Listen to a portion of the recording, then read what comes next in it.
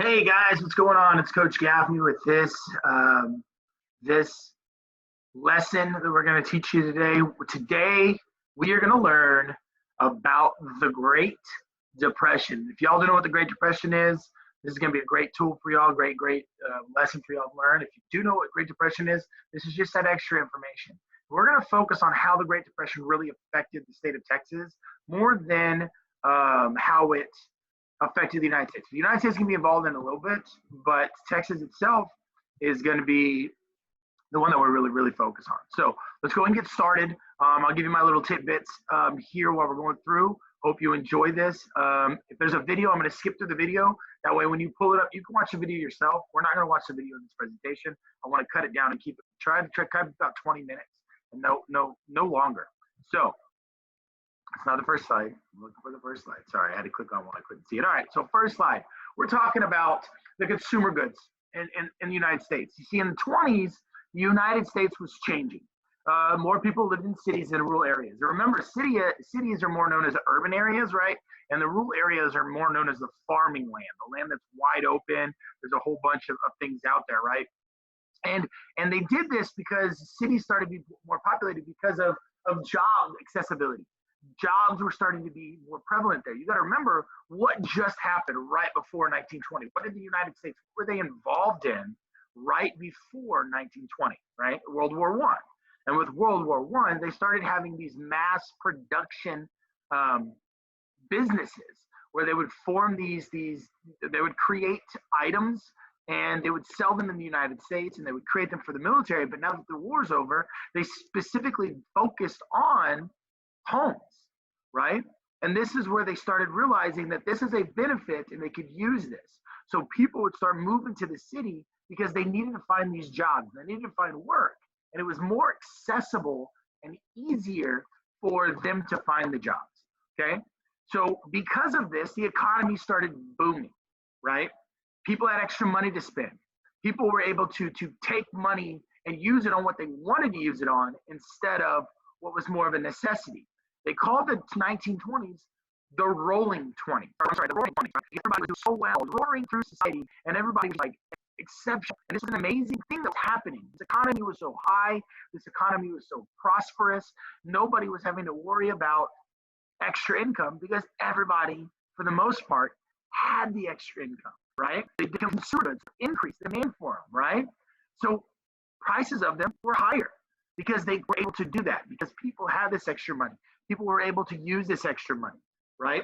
They created household appliances that made life easier. The iron, the refrigerator, the radio, the stove, things like that were created in this time frame.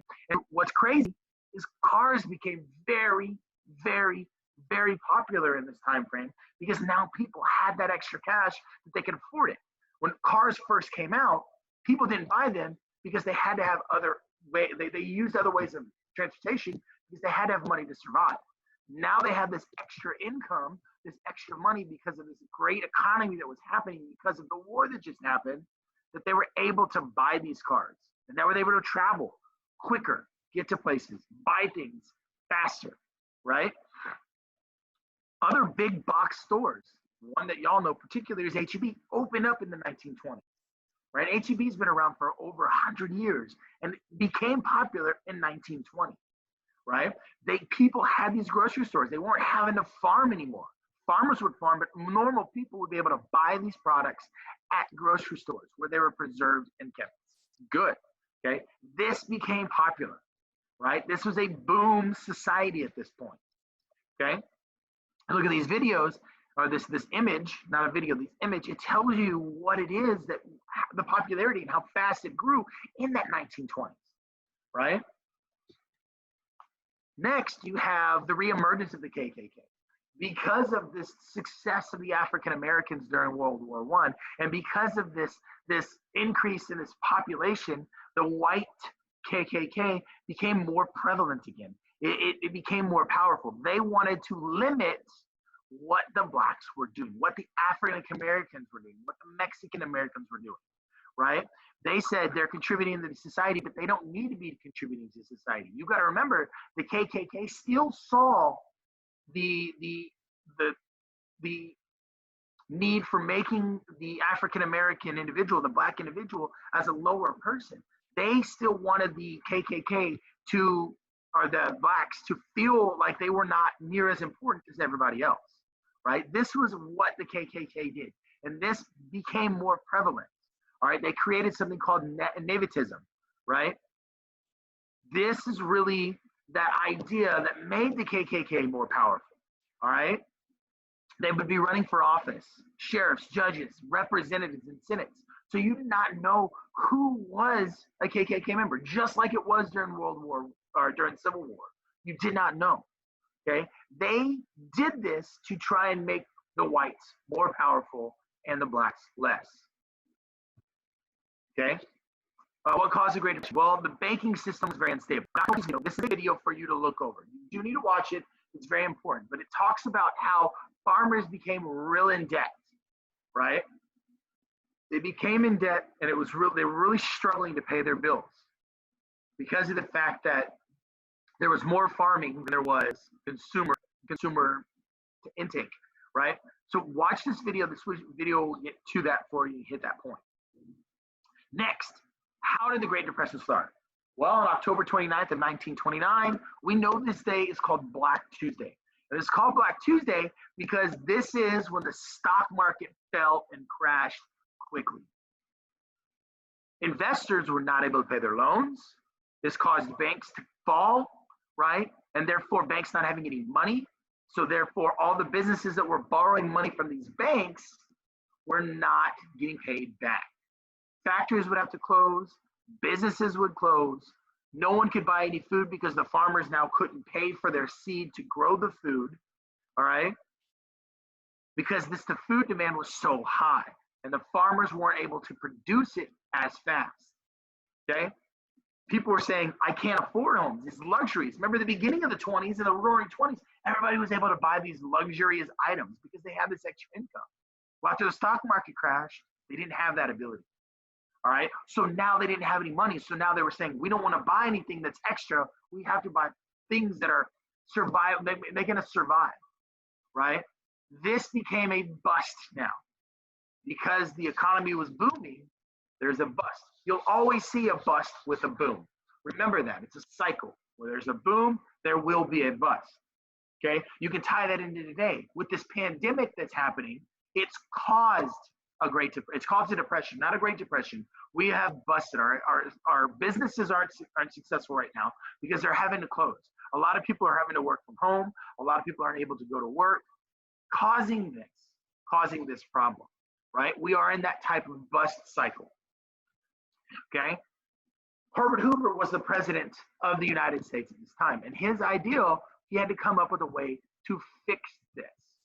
Okay. But he did not believe the depression would last long. He said it was more of an economic problem than it was a at-home problem. Okay, he did not want to save businesses. He felt that if he saved the business, that businesses would always have to depend on him if something happened to that business. So he said, you want to fix your problem? You've got to solve it yourself. The federal government is not going to. We have no need to, we don't want it. You wanted people or businesses such as churches and charities to help these businesses out. He didn't want the government to give them the money, but instead he felt that the church and individual people should be the ones that are giving them out. If you are unemployed and if you have friends that are unemployed and you have a business, give your friends a job. Even though your business may not be as successful as it was months ago, you still should give your friends a job and pay them to live there, okay? He did not estimate that this Great Depression would last so long. He didn't estimate that this Great Depression would take forever. He underestimated the depth of this Great Depression. He underestimated how powerful and how much of an impact this Great Depression was going to have on the citizens. In 1930, a wildcatter named Columbus Marion Dad Joyner made a very large oil discovery known Kilgore. You see, oil was a very prominent source of income for a lot of businesses. It was a very prominent way of making money. he found this oil and started pumping loads and loads and loads of oil, right? And over pumping it and oversaturating the market with oil. Remember, when supply is high and demand's not as high, what's going to happen? It's not going to cost as much. And this really affected a lot of the businesses. This really hurt a lot of the businesses. Okay? The Texas Railroad Commission decided it needed to step in and try to give regulations. All right? They said you can't produce as much oil as you've been producing. They limited how many barrels of production that you could have on a daily basis. All right? They did this because they knew that there was a large supply of oil. They wanted to make sure that people weren't oversaturating the market, right? This was a good thing that the Railroad Commission did to a point. But oil companies were starting to lose out on money because of this. Now they're not able to produce as much, which means they're going to shoot the price of the oil that they do produce up. This is going to hurt the economy because people don't have a lot of money at this time because of that stock market crash. Okay? This led to the hot oil. People smuggling oil to sell it illegally. They were still pumping it without knowledge of the Railroad Commission. Then they were selling it on the side for lower prices, right? The governor then brings in martial law. Remember, we talked about martial law back when we talked about the Civil War. Martial law is when the military runs and controls this, right? Okay, this oil boom, even though it was illegal, brought many jobs to Texas because people were going, hey, look, they've got things that are there, all right? They've got jobs, we can survive. And it kept Texas from getting that depression early. They were one of the last states that was really affected by it because of this oil boom. Yes, it was an illegal oil boom. Yes, they were selling it illegally, but they were still producing the oil and still giving jobs to people to do it. Right? So this was helping Texas survive for the meantime. But there was too much livestock. You see, Texas had tons and tons of livestock. Texas was the state that supplied the majority of the beef around the United States. Okay? But people weren't buying it in large consumptions because the East Coast didn't have any money to do that. And that caused the production, or that caused the demand to drop. When demand drops, price has to drop. So people, farmers and ranchers, weren't making lots of money on this farming or on this ranching, and it was causing them not to be able to sell a lot of their crop or their livestock, right? This hurt farmers. This is where the Great Depression is really going to start in the state of Texas, okay? Farmers would have to hire individuals to dispose of these livestock, killing them, taking them to do things, basically saying, here, you take this, all right? But they had to do it because they had to pay their bills. And this was a big problem, and this was what really starts this Great Depression spiral in Texas.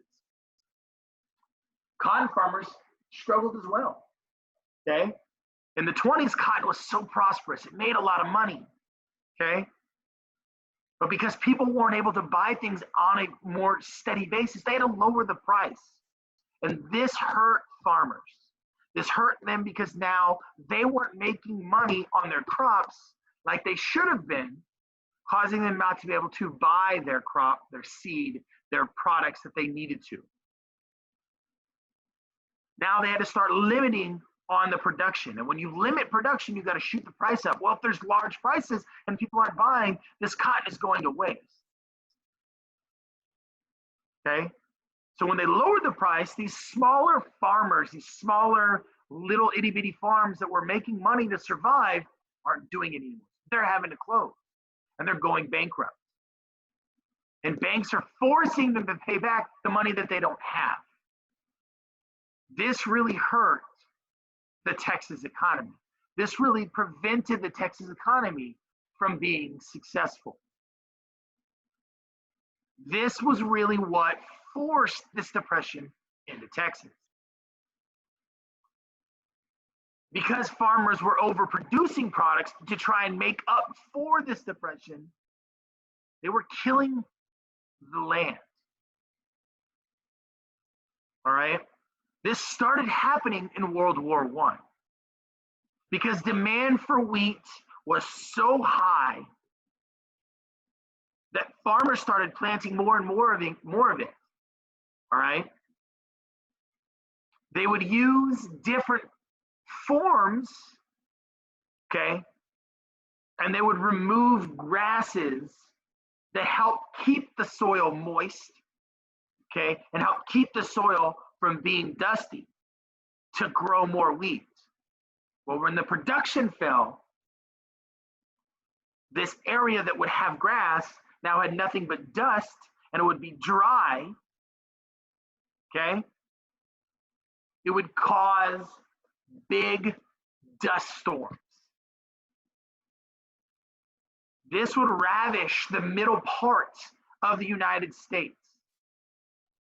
All right, that farmland of the United States, Texas being part of that, right? Causing these big dust storms. If you look at this picture up here, this is an actual picture that was taken during this time frame. People would have to wear masks to go anywhere, just like you have to now. But instead of preventing a disease, you would prevent from dust from blowing into your lungs. Down here is a vehicle that was engulfed by the dust storm. It was a very, very negative thing that happened to the middle of the United States. African American and Mexican Americans were hit hardest during this time. You got to remember, if you were an African American and a Mexican American at this time and you had a job, and a white person owned the business, a lot of the times these white people would fire and furlough these Mexican American and African Americans to give their white friends who were out of jobs. Right? This would make it hard for Mexican Americans and African Americans to survive. Right? Many of them would leave the states to go find jobs. All right? Even though jobs were not going to be easily found. This really affected those races. And in 1933, a man by the name of Franklin Delano Roosevelt gets elected as president. And he sees this idea, and he says, we have got to fix this Great Depression. We've got to do something to fix the United States. It didn't happen overnight. He created something called the New Deal. And the New Deal, they have the 3 R's. Relief, recovery, and reform. Relief for unemployment. We need to create jobs for those that are unemployed. Recovery. We've got to spend federal money to create the jobs for those that are unemployed. And then reform. We have to create things to help those that cannot get jobs even after we've created new ones. All right? This is where welfare came into play, where disability came into play. This is where Social Security came into play. These are programs that were created during the Great Depression to help those that could not find a job. Okay? This is another video. Very good, informative video. I need you to watch it. It'll tell you a little bit more about these the 3 R's, the New Deal that Franklin Roosevelt set up to save the United States. That's it, guys. That is the Great Depression. All right. How it ended, how it started, what affected it. Okay.